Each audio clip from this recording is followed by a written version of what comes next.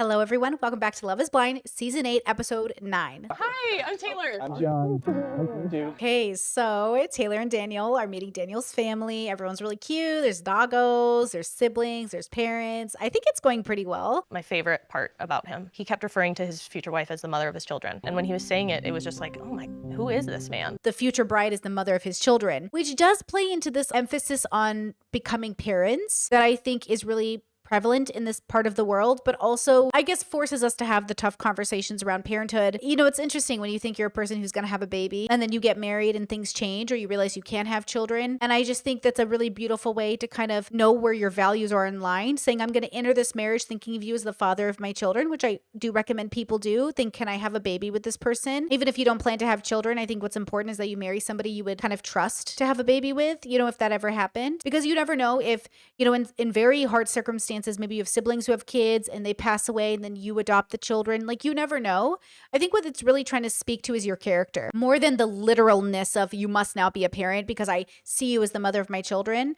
I think it should be about your character and that I would trust you to have a baby or raise a baby or take care of children with you. I think all of us, regardless of who you are, might be in a circumstance in which you are with a person you would not want around children for whatever reason. Maybe they're bigoted, maybe they're angry, maybe you as an adult feel like you can handle them, but you would never want a child to have to handle it. I think these are indicators and red flags you should take into consideration when you're cohabitating or dating or being with somebody. Is even though you as an adult can handle them, is that even a standard you should live by? That maybe the standard should be, yes, but would I want a child around them? And maybe you can have those conversations, right? I think there's some conversation here that could be inspired through this statement of, I see you as the mother of my children. You know, we love the concept because obviously we have a daughter born blind. I talked about you a lot, Rachel. We did. Yeah, and the cool thing is that this is how this is her life, and so this has been our life. This has been our family, where you know friends are chosen from the heart. Initially, I thought, well, this will be great for Daniel, because I want Daniel to meet a girl and know her heart, right? But then I thought, I actually really want this for the girl to get to know his heart. His mother is very like soft-spoken and very lovely and very like could write Hallmark cards, but in a good way. His sister was born blind.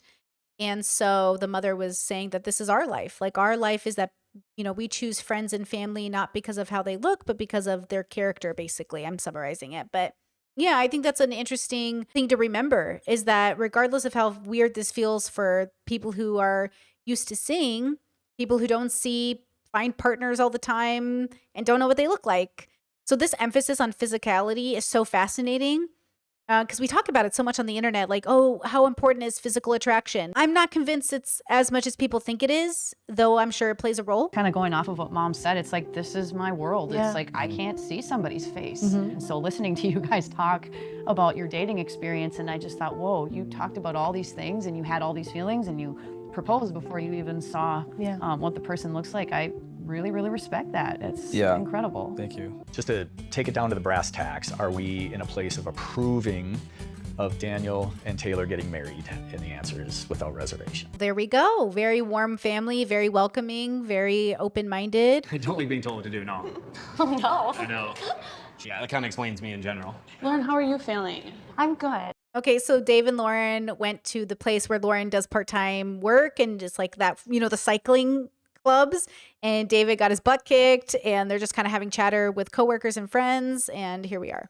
I'm good. I am so proud of you. I know Delaney is so proud of you. This is Freaking out. It's gonna make me cry. Yeah. Other stuff going on? Like, I don't know how much they know about I know a lot. this. Yeah. So, like, the whole Lauren might have been, like, seeing a guy before she went.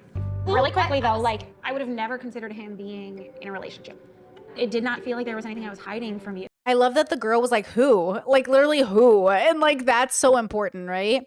Because there is such a difference between casually talking to somebody and literally being in a relationship. Like, if you're actively dating and then you get a chance to go on Love is Blind, you're going to have just been with somebody.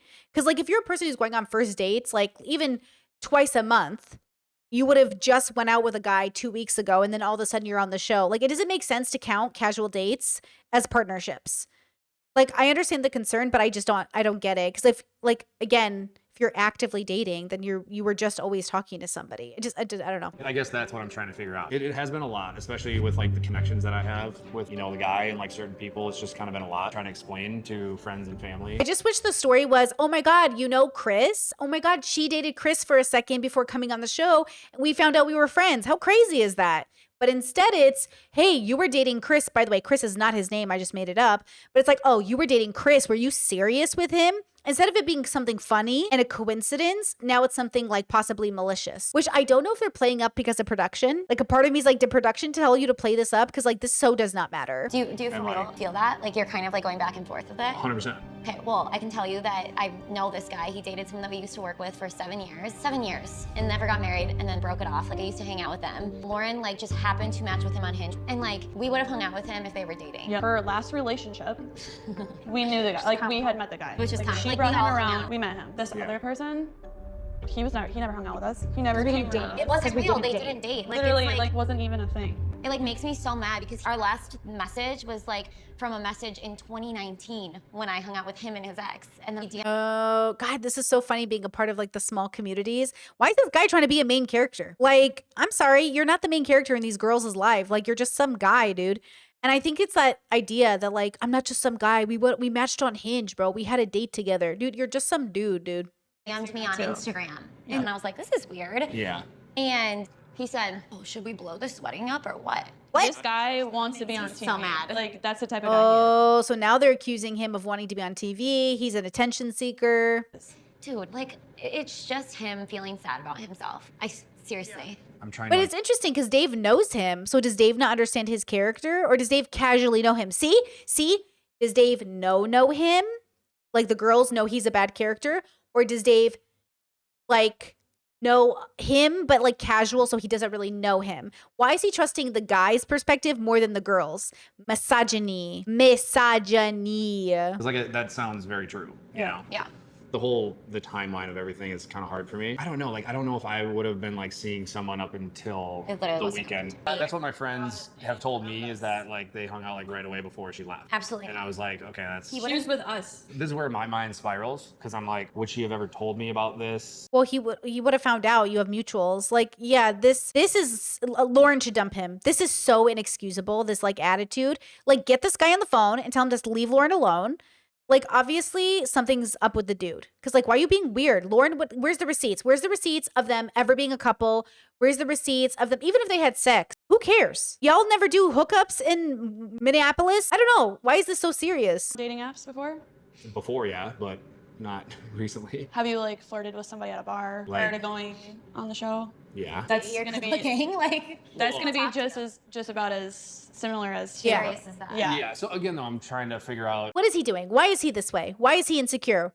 See, they know. This is what I'm saying. What is this? What is this, Dave? What's true, what's not true, what, you know, Dump him. I've cried. Like every time we talk about this, I've cried. Like that's not new. 32 years old, not in high school, you know. Well, that's what you're it feels- acting like you're in high school. You're the one making it worse. You're not acting like an adult. You're the one making it worse. Make a decision. Are you a man who trusts Lauren, or are you going to listen to your boys who might be incorrect? Make a decision. feels like. That's what makes me worry about your friends. Like My Yeah. friends don't mean anything negative. They're just trying to make sure, like, I know all the facts and stuff, and like. They don't know. that's Yeah. Do they know the facts? Do they know the facts? The hardest part about It's this. like But someone that's what I talking mean, though. about Like, someone. but like they know this guy pretty well. he's trying to stir up. Okay, so they know this guy pretty well, and Dave is about to marry Lauren. So do you not know her well enough to marry her? Don't marry her. That's it. Period. I need like you to like trust me. I know. Like I get your doubts, but you gotta, because you don't want to walk away from a good thing. No, let him walk away, girl. Do not keep him in this relationship. See, if I was there, I'd be like, yeah, Dave, you should really listen to your boys. Lauren might be a liar. That's what I'm saying. Like, I don't know why they're encouraging this weak ass man to stay with their friend. Come on, Lauren. Wasn't Lauren the one with the fake the patriarchy tattoo? Fuck the patriarchy. Fuck the misogyny. I think I need to talk to the people that are like the biggest voices in your head right now. Like I don't think anything's gonna happen for us positively until we do that. I agree. So again, I want to believe everything we just talked about. Like, I really do. So when he says like, I want to believe everything we just talked about, which with the girls and everything, that's Lauren should be like, okay, you don't believe me. Engagement is off. You don't believe my friends. Engagement is off. You don't believe the receipts. I assume she's shown him receipts. Like, do you know what I'm saying? Like, why don't you believe me?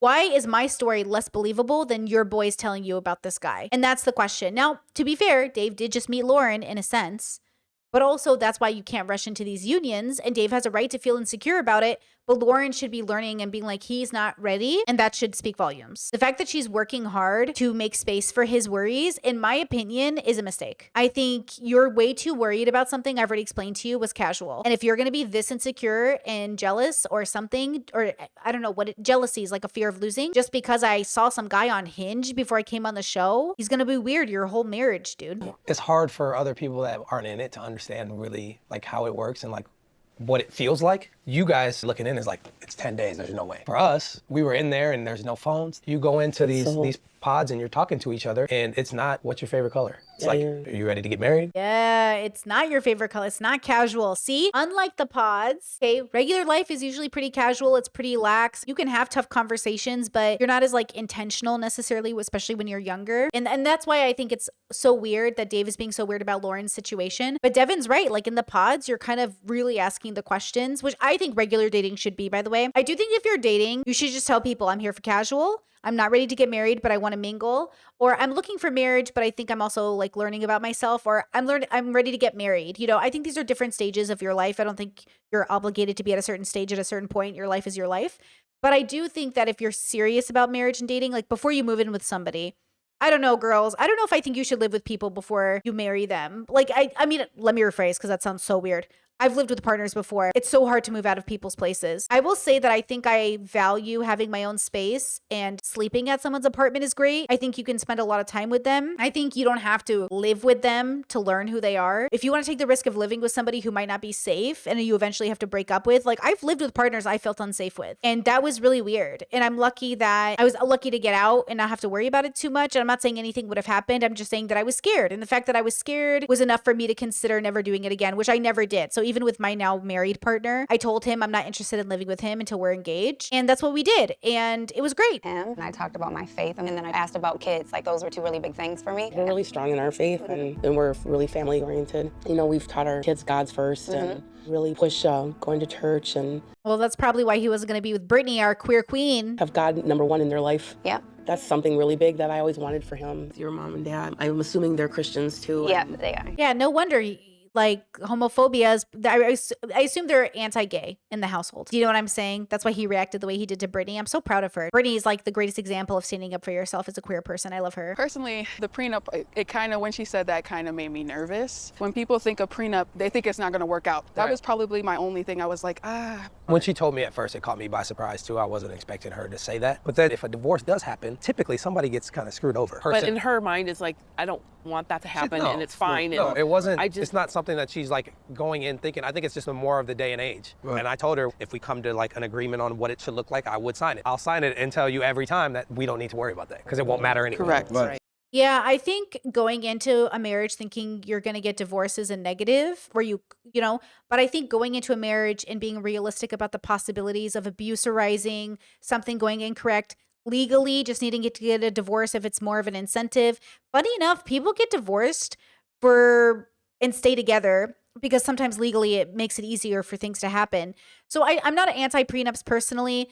I don't have one in my marriage, like I've said in the last episode, but I am not anti-prenups either. I just don't think I think it's kind of neutral. But I will say the attitude you go into marriage with is not neutral to me. What were you mainly looking for? Fun, enthusiastic, spontaneous, like cup half full, zest for life, someone who's like— Zest for life? You know, yeah, I someone love who's just that. like, just optimistic, you know? And that's exactly that. Like I literally got everything I asked for. Okay, so Sarah's meeting Ben's friends. They asked her, why do you want to do the experiment? And she listed off all the reasons, like what she was looking for in a partner, and none of it was like morals, more sort of, it was like optimist and a zest for life. And, you know, it was like, get a dog. I would love to see her talk about her political stuff, which I think will come up in a second, but I know it's there.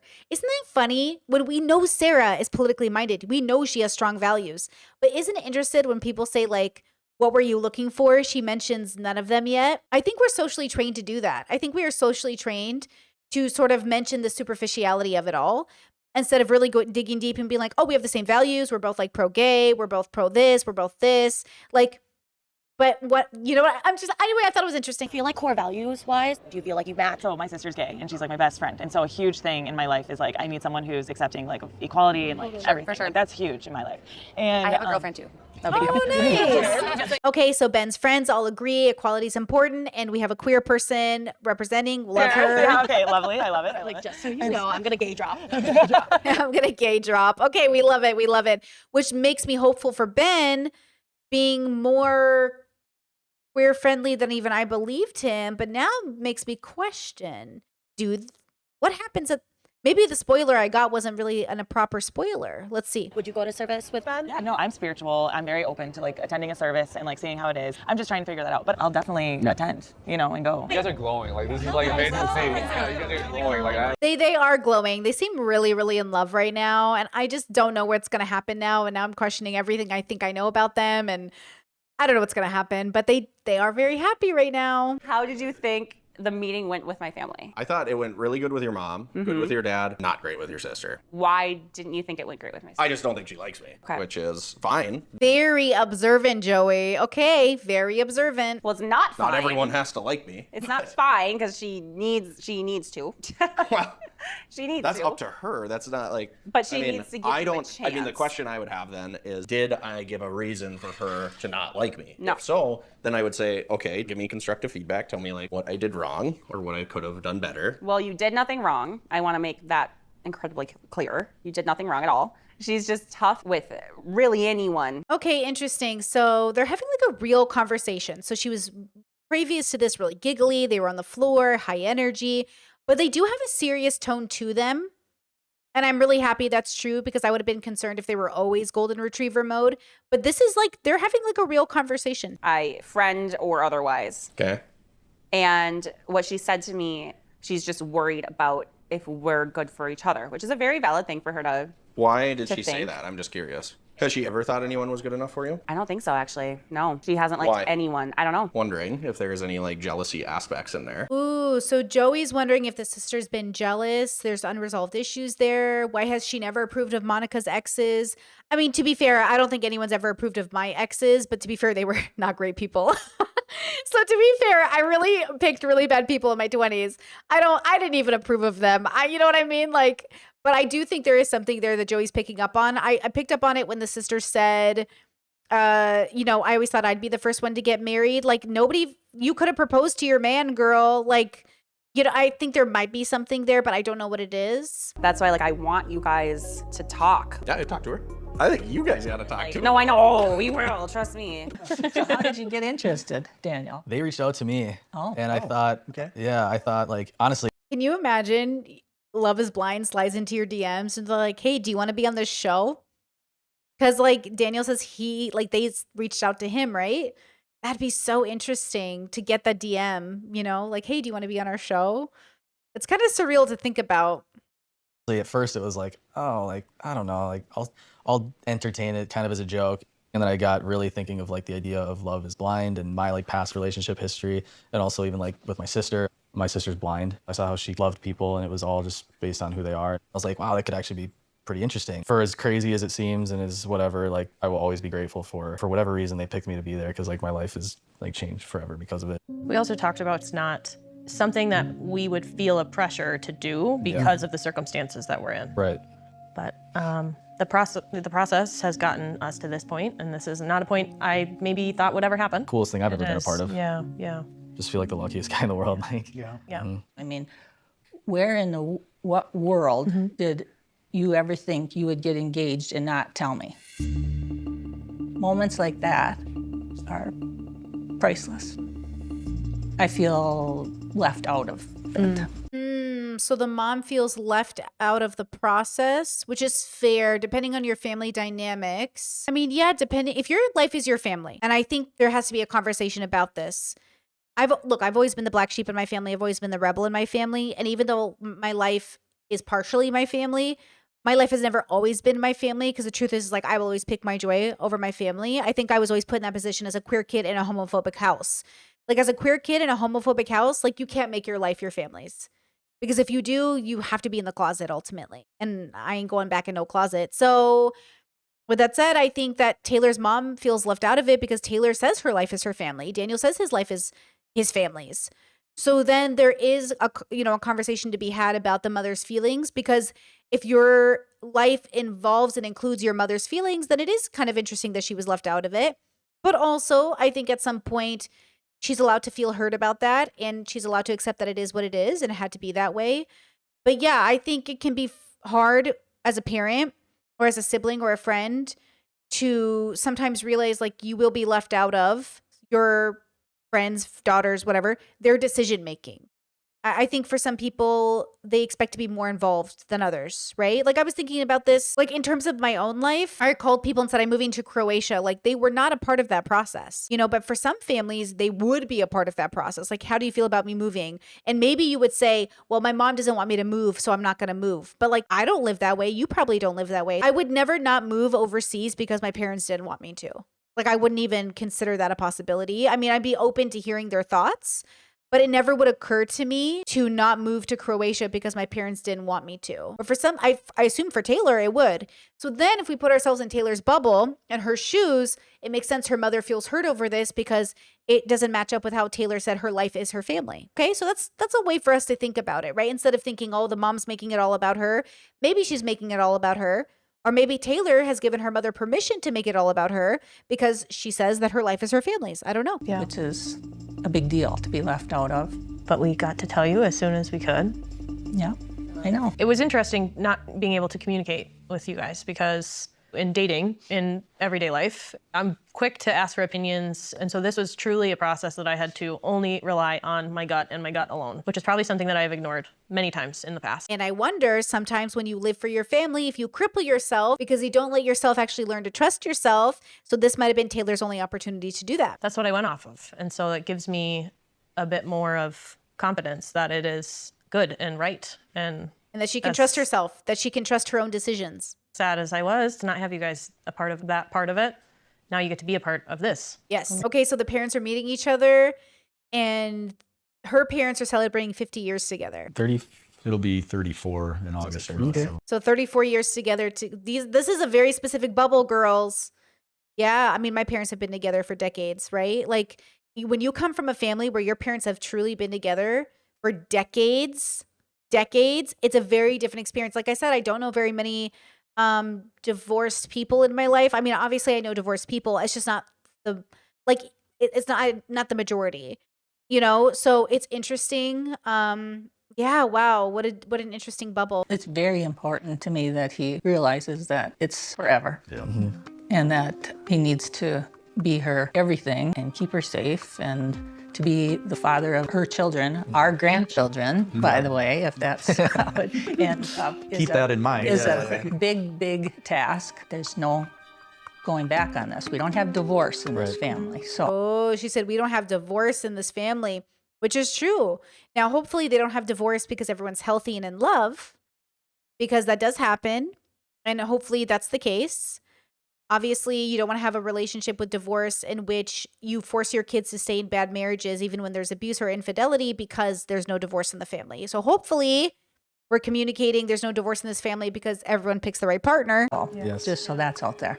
We talked about that as well. I wouldn't have proposed, made that commitment without being 150% sure. Which begs the question, are they 150% sure?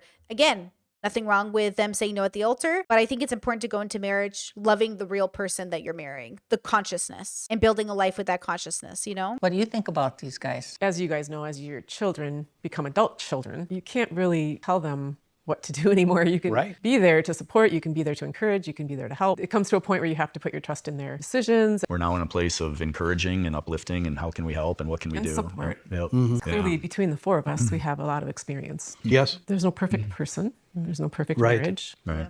Taylor's able to look at your... Yes, there's no perfect person. There's no perfect marriage, but there's healthy and unhealthy. And as long as it's healthy and you guys are truly high compatibility, then it's going to feel perfect. I feel like I have a perfect marriage, but it's perfect because we're in it. I feel like I married my best friend. I feel like we have a great life together. I just really love our life. I love our life together, not just each other, the life we've built, the life we make an effort for, even when we're stressed about regular stuff everyone's stressed about, bills and groceries and immigration, we love our life together, and we practice radical gratitude, We try to reinforce in one another, like, there's so much love here, even when life is hard, the marriage isn't hard. And then it makes it feel perfect. But she's right. There's no perfect marriage or perfect person. But damn, it really feels perfect. I'm just still not fully understanding how this is like impacting us this much. Ooh, okay. So we're about to meet people. And I'm with Lauren. I'm still confused on why this is such a big deal. And I was single the day before like going on the show. But like I wasn't like going home hooking up with people literally a day before. Oh, sex negativity. Who cares? Even if she had sex the same day of the airplane trip, like, who cares? This is a values difference. It was not a day before. I mean, that's what they think. I did not hook up with him the day or even the week before coming here. I don't want to choose between you and my friends, but I feel like these things just keep adding up and adding up. That's where I'm getting frustrated, is like there's all these things adding up and like I'm not there to defend myself. He has like one version of this and it's like very different than my version, and I understand like that's very frustrating for you. I hate the fact that he's like, I don't want to choose between you and my friends. Did Dave ever take into consideration that he has a bad friend group? I mean, he's not a great person. I'm assuming his friends aren't that great. I'll be so for real right now. He's so weak of character. His character is so fragile. You know? You were like, you knew for a fact that I was with him the night before. That's not a fact. It's not true. How do I know that's not true or not? Like, I don't know. Everything they've relayed. They're telling you facts that aren't facts, though. Apparently this guy thinks that you guys were together literally like within 48 hours of you leaving for the experiment. Like, he is someone going into this that you didn't think super highly of. I mean, I don't even know. I've only met him a couple times. And he's, yeah. The main thing I'm trying to figure. So you've met this guy 2 times and you trust him more than the girl you've been spending weeks with and want to marry. If she doesn't ditch him, I will be so upset with her. I don't fully understand how that makes me not ready to be here. How do you see somebody for a couple months because and he not knows, have like, any sort of like closure with that? Like, how do you not explain that? I did explain that. Like the whole time we were so casual. Like the last time that I saw him was like we got ice cream together and he told me about the Hinge date that he had the night before. Okay. Yeah, exactly. He's seeing other people. Team Lauren. Lauren, I'm sorry, am I missing? She has the F the patriarchy tattoo, right? See how women uphold the patriarchy? You are upholding the patriarchy. I've been there. I do it on accident all the time. And sometimes like I'm in denial of it. And maybe it's on purpose a little bit because I have internalized misogyny. We have to deconstruct. We are all at fault. We are raised in the patriarchy. We have misogyny issues. We all have to face ourselves. But the fact that she is sitting here, she knows for a fact she wasn't with that guy. Unless Lauren is lying right now, which I doubt. But let's say, you know, she's truthful. She's not lying. She knows that. She knows it.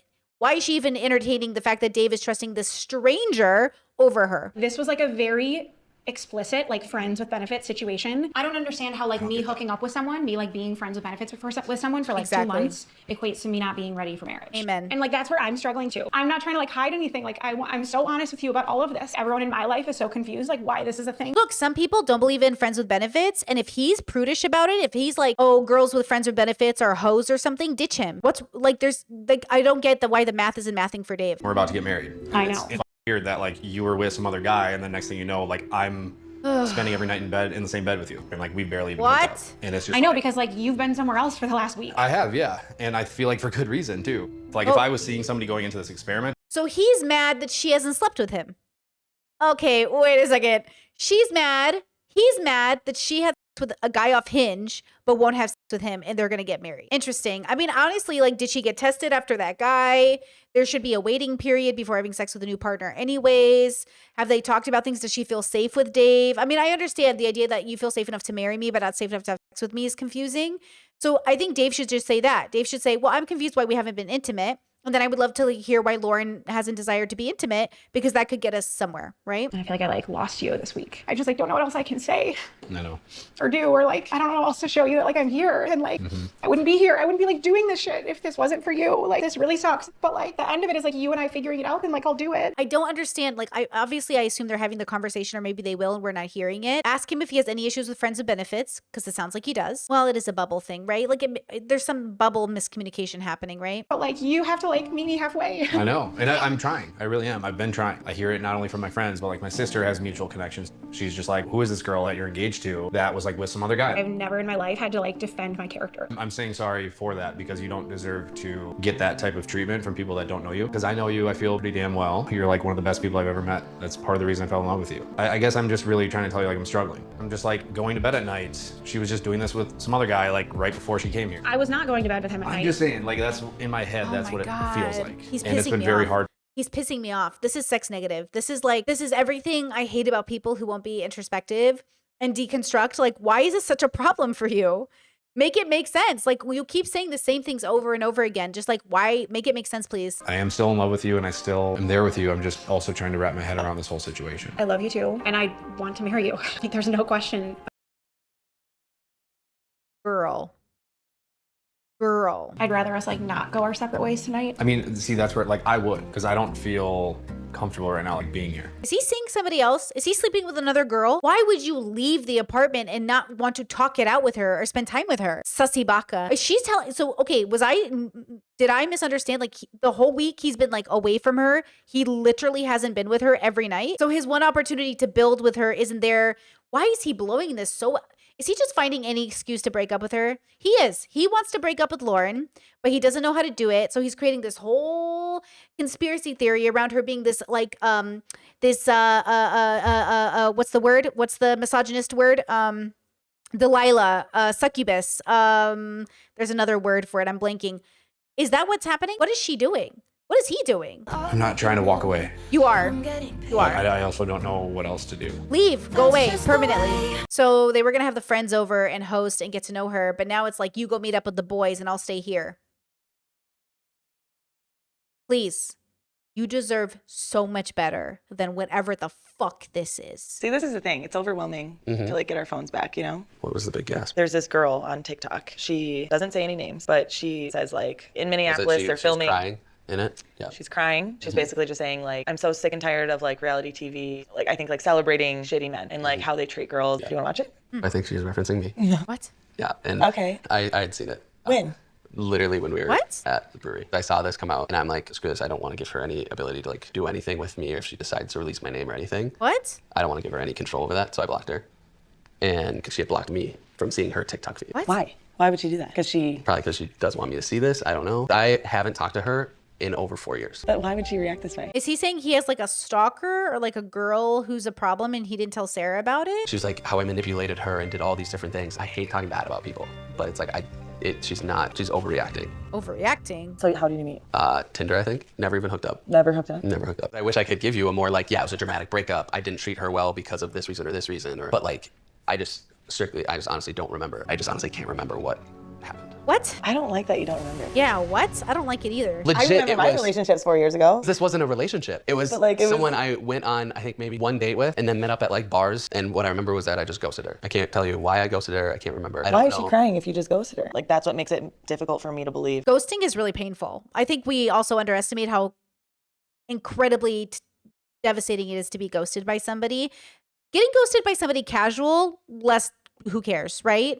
Getting ghosted by somebody you knew or was like friends with, like that's different. But I don't know what this generation means by ghosting. But yeah, if she's casual, but then I wonder if she's like a stalker.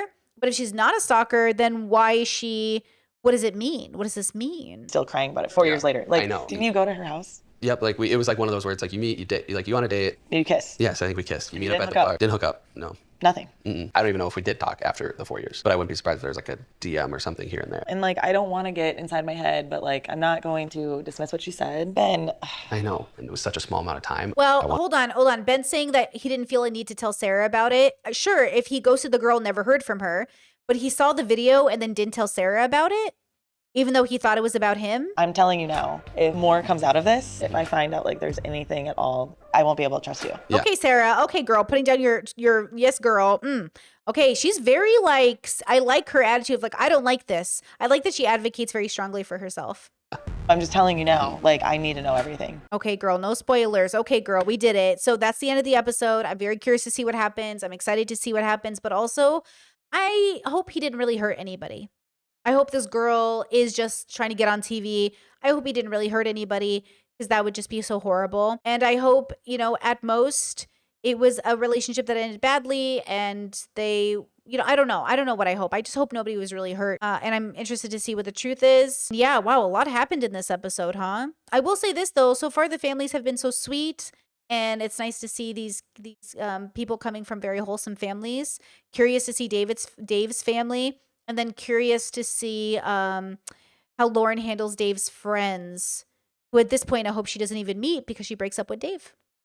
With that said, we'll leave it here. I'll see you for the next one. Please like and subscribe. And just a reminder that this content is made possible because of my patrons and YouTube members. If you're interested, Patreon, we just finished book club. We're going into a watch season next. We're having some gaming events coming up. If you guys sign up there, I'd love to see you there. If you want exclusive content, though, please sign up for YouTube. I will have more content coming soon for you, including BoJack Season 3 and maybe something else, maybe a little bit of something else. Okay, thank you for being here and supporting the content. It really means everything. I'll see you guys for the next one. Bye.